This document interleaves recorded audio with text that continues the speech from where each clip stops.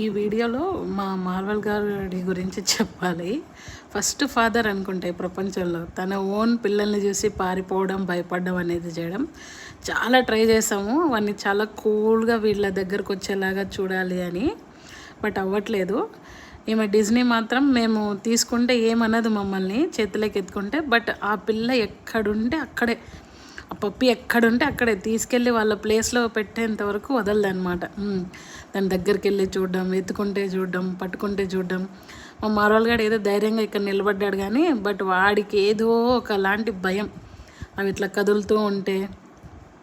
మా డిజ్నీ అయితే మార్వల్ని అస్సలు దగ్గర రానివ్వట్లేదు తన పిల్లల దగ్గరికి. మేము వెళ్ళి తీసుకున్నా ఏం కాదు.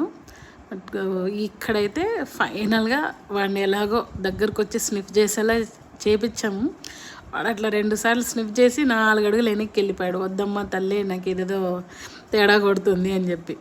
మనోడు ఫాదర్ రెస్పాన్సిబిలిటీస్ తీసుకోవట్లేదు అనమాట, ఎస్కేప్ అయిపోతున్నాడు దొంగన కొడుకు. చూడండి ఎంత క్యూట్గా ఉన్నాడు వీడు. దగ్గరకు వచ్చి ఫాదర్లీ టచ్ ఇవ్వడము, లిక్ చేయడం అట్లా ఏం లేదనమాట, పారిపోతున్నాడు.